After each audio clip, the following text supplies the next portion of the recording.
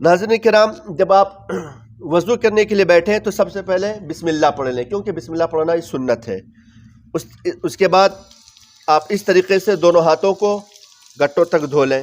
اگر آپ انگوٹھی وغیرہ پہنے ہیں تو اس طریقے سے انگوٹھی کو ڈھیلا کر لیں تاکہ اس کے اندر پانی چلا جائے۔ اس کے بعد اس طریقے سے دونوں ہاتھوں سے کیا کر لیں، اس کا خلال کر لیں تاکہ پانی اندر تک چلا جائے۔ اب کرنا کیا ہے، آپ کو 3 مرتبہ کلی کرنا ہے۔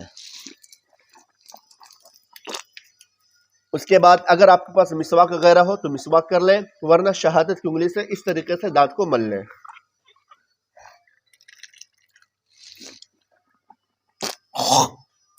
اگر آپ روزے سے ہیں تو آپ کو غرارہ نہیں کرنا ہے۔ بہت لوگ روزے سے ہوتے ہیں اور غرارہ کرتے ہیں، اس طریقے سے کرتے ہیں۔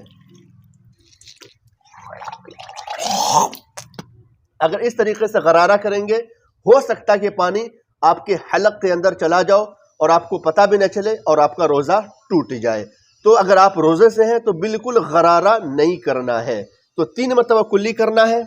اس کے بعد 3 مرتبہ ناک میں پانی چڑھانا ہے۔ جب ناک میں پانی چڑھائیں تو یہ خیال رہے کہ پانی کو زور سے کھینچے نہیں، روزے کی حالت میں بتا رہا ہوں۔ تو جب آپ روزے سے ہیں تو جب ناک میں پانی اس طریقے سے چڑھائیں تو اوپر زیادہ نہ کھینچے، کیونکہ ہو سکتا ہے جب زیادہ کھینچیں گے تو پانی آپ کے اندر چلا جائے گا اور آپ کا روزہ ٹوٹ جائے گا۔ تو جب آپ روزے سے ہو تو اس طریقے سے صرف ناک میں پانی ڈال دیں۔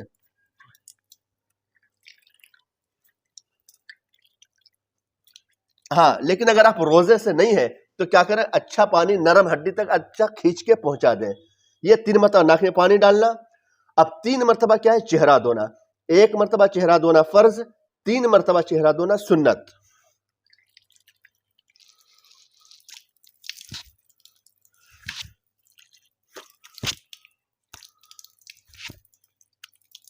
اس طریقے سے چہرہ دھونا ہے، بال اگنے کی جگہ سے تھوڑی تک، اس کان کی لو سے اس کان کی لو تک پورا چہرہ دھونا ضروری ہے۔ 3 مرتبہ چہرہ دھونا۔ اس کے بعد 3 مرتبہ یہ دونوں ہاتھ کو دھونا کوہنیوں سمیت۔ 1 مرتبہ دھونا فرض، 3 مرتبہ دھونا کیا ہے، سنت ہے۔ تو آپ اس طریقے سے پورا ہاتھ کو دھو لیں۔ اگر کہیں بھی سوکھا رہ گیا تو آپ کا وضو نہیں ہوگا، کیونکہ ہاتھ دھونا کیا ہے، یہ فرض ہے۔ تو کوہنیوں سمیت 3 مرتبہ کیا کریں، آپ ہاتھ دھو لیں۔ اس کے بعد دوسرا ہاتھ دھو لیں آپ اسی طریقے سے۔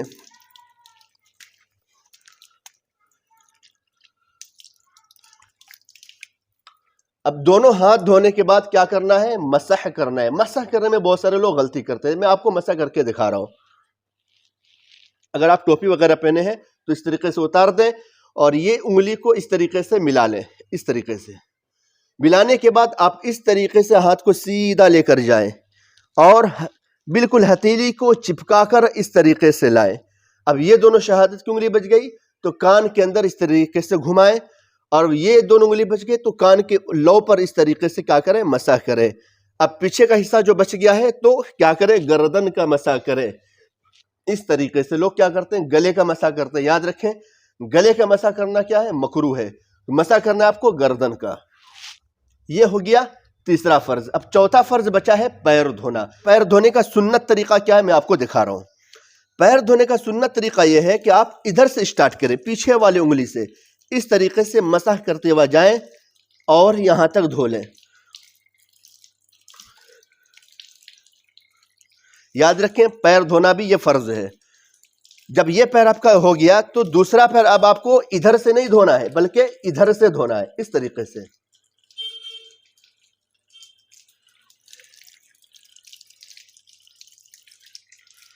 یہ ہو گیا دونوں پیر دھونا۔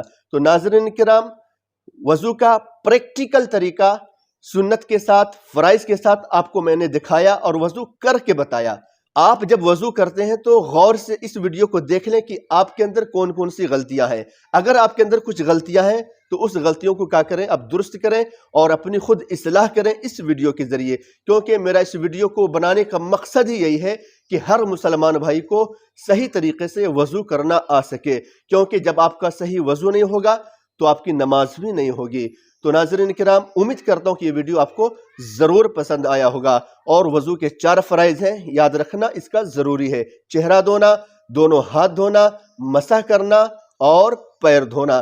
جب آپ کا مکمل وضو ہو جائے تو اشہد اللہ الہ الا اللہ و اشہد ان محمدن عبدہ و رسولہ شہادت کی انگلی کو آسمان کی طرف کر کے پڑھ لیں، بہت ہی زیادہ ثواب ہے۔ اور صدقہ جاریہ سمجھ کر ویڈیو کو شیئر کر دیں تاکہ ہر مسلمان بھائی کو وضو کا طریقہ آ سکے۔ السلام علیکم ورحمۃ اللہ وبرکاتہ۔